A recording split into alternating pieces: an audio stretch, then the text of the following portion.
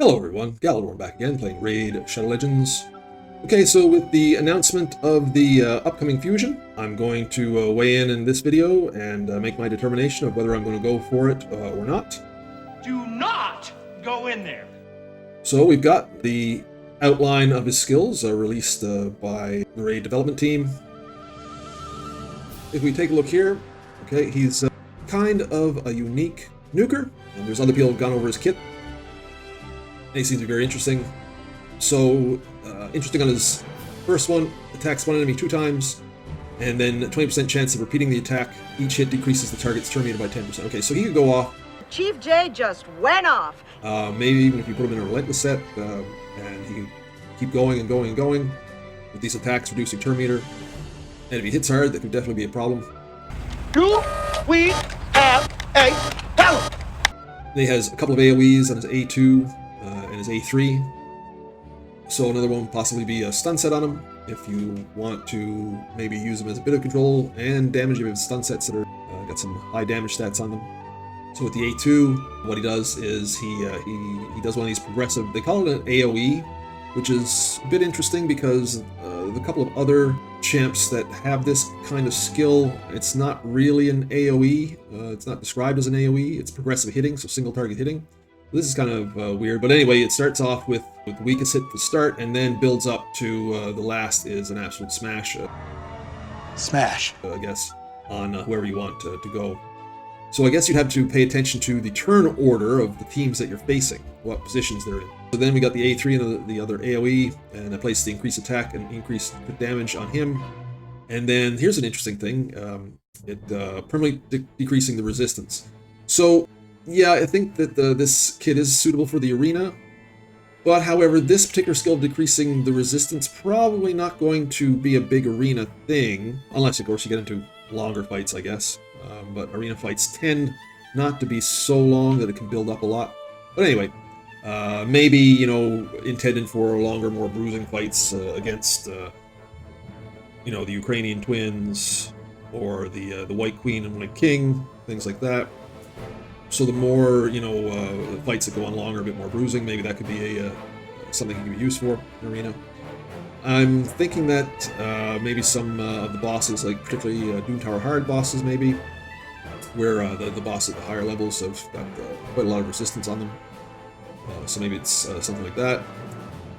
Probably Sand Devil, Shogun's Grove, these places, higher levels, they have quite a lot of resistance. So possibly with bosses in mind for that. Then you have his passive. Each time this champion deals damage, increases the thunder counter by 1. Okay, so he's got this cool little counter going on, almost like he's a boss. Some of the counter bosses, like the Head of Wrath and Hydra, like the Griffin and Doom Tower. So each thunder stack increases his damage. So once this goes up, he's going to start hitting a lot harder. So if you put in that A1 that can go over and over and over again, it can probably increase this thunder counter quite quickly.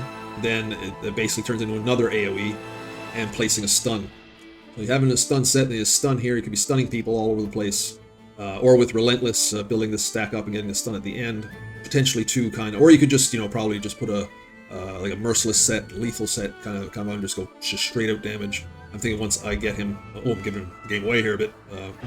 I'm too old. I'm thinking once I get him, I'll probably put him in one of the high damaging sets. I have a number of champs already with AoEs and stun sets and stuff. So yeah, so I just basically gave it away. So I do believe that yes, I am going to go for this this fusion. Now I said on the last determination in the scored fusion that okay, just another damage dealer, whatever. I'm not going to waste on that. And you can make the argument that Thor Hammer is just another damage dealer. However, I mean, he is, I think, a rank above in some of the damage dealers that have come out lately. A bit unique and can be used in various areas. So I think he's got enough utility in his damage that he's a good one to go for. Okay, so not only is he a good champion, but also for my account, I'm actually quite fat in my resources. I've taken the last couple of fusions off. I can't remember what my last fusion was. It may have been Wixwell. Just let me check that.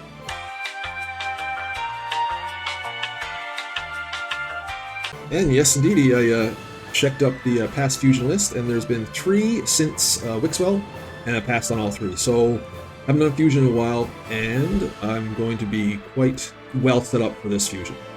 The account has gotten fat from, I guess, holding off on a lot of the resource-sucking events, even though I did do some paths and some events and stuff, but still I let things accumulate. So first and foremost, we look at the shard situation.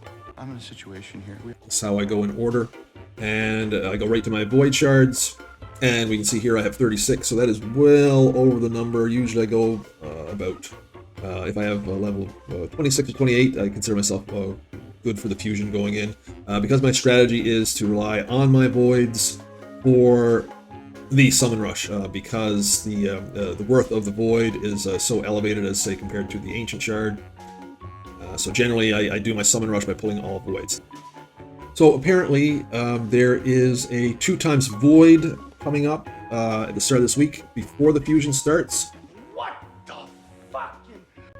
I do believe this means that 2x void is out for the fusion, Get the fuck out of here. because I don't think they'll do them back to back like that. So that means that it's 2x sacred or 2x ancient. We just had 2x primal, and I don't think they'd throw 2x primal at us in a fusion. So I can't remember what was last. Was it the 2x ancient or the 2x sacred? I know nothing. I think it was the 2x ancient, so we're probably going to get a 2x sacred. So obviously I'm going to avoid the void 2x before the fusion, because that's just a trap, as I've talked about. You know, avoid the traps. So this is probably the biggest trap, and it's going to be fairly tempting with the bait, because apparently not only is it 2x void, but there's a 10x progressive for the champion Odin. And if you've been fighting in the Odin dungeon, you know that this champion is can be quite a count changer, quite a game changer, quite a very devastating kit on him. But anyway, I'm going to go with the more guaranteed route of getting Thor, and I'm not going to try and risk on getting Odin and blowing my chance at the fusion. So it will be the same strategy as previously. Voids will be for the summon rush, and then whatever's left over will be for the champion chase. I do have Vassal of the Seal sitting here, which I had mod, and mod's going to wait a little bit because this is a hybrid fragment champion fusion, where you get collect the fragments for the epic champions that feed into the champion fusion for the legendary. So yes, you can pick up fragments during this fusion. However, since I am going for the champion, none will be going to the High Mother mod chest chase. So I'm going to have to wait on my mod. I'm going to have to wait on a couple of crappy fragment fusion events that happen after this one. Also, I have a remnant summon here, so I'll be doing that during the champ chase. And as well, we know that because there's going to be epic champions to be fused from the fragments, you save those until the champion chase, which will probably be later in the fusion, probably on the back end of it. So champ training and champ chase will probably be on the back end of it, and then you can use your epic champions that you're getting their fragments for. Don't fuse them right away. Save them until you can get more points in the fusion for it. So use them to work for you, and avoid the mistake of pulling them right away as soon as you get them. Now, secondly, the thing I always look at is my gems, and I have more gems now than I've had for any other fusion. So obviously I'm well stocked for gems. My silver has been piling up a little bit. I have more silver than I usually go in.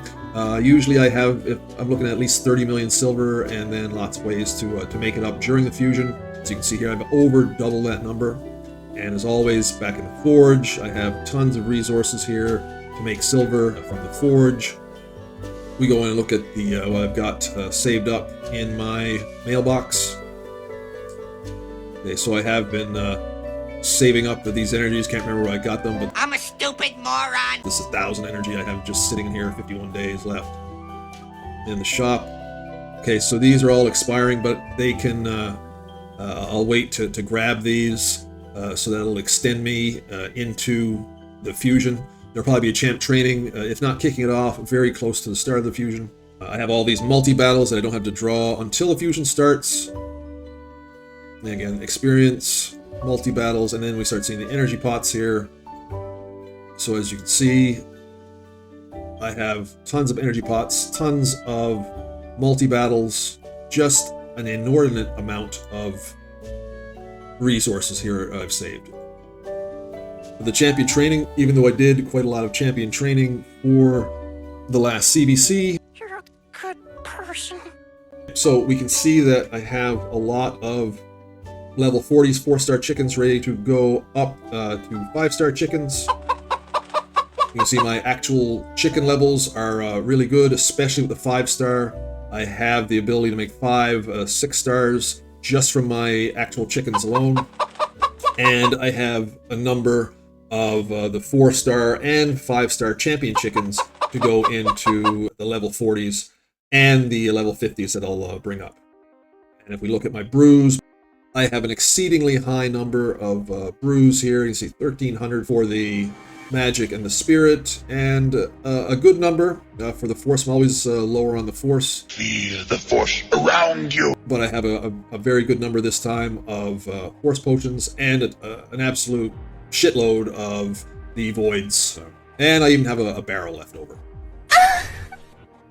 So champion training resources are stellar. And because I have so many gems, I can, get tons more energy, a few more of the shard packs if I need them, if I really need them. I don't anticipate that I will. And even some, for classic arena refills and experience boost, but I don't anticipate needing either one of those at all. I don't think I need to buy that much energy either. I don't think I might not even have to buy many of the shard packs. I just have so much, but because my gems are almost 10,000, I have the resources to be able to expand in here if I need to.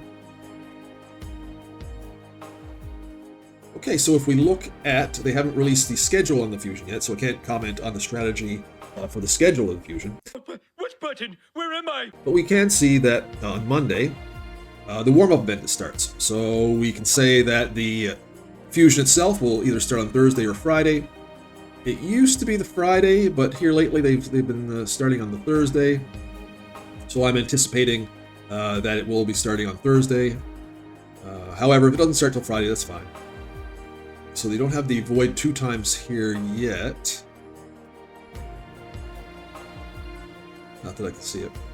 So I'll be using this week just to finish up my prep, avoiding whatever traps. I know I talked about the Void being the main one, but there could be some other things that are potential traps. Like for instance, this champion training here. I'll be avoiding that completely, not expending any of my champ training resources. And anyone out there casual free to play, that would be my advice to you as well. Do not do anything in this champion training tournament, even though they might have some nice shards and whatnot. But this is a crap event for sure. So okay guys, there you have it. Fusion upcoming. I am going to participate, so I'll be recording videos in a series for that one, as I've done with all my other fusions that I've done in the past. So I'm pretty confident that no matter what raid will throw at us for this fusion, that I'm going to have this one covered. And it'll be good, after taking quite a long time off from fusions. It's been months now to get in. It's a bit exciting to do it. And like I said, I'm confident that it'll be a success. So that's it for today, guys. Hope you guys are prepared for the fusion. And if you decide to skip this fusion, that's all well and good. You do what you do for your account, and as always, no FOMO. Hope you're enjoying the game otherwise. Hope all is well with you in all your endeavors and your life. And as always, guys, thanks for watching.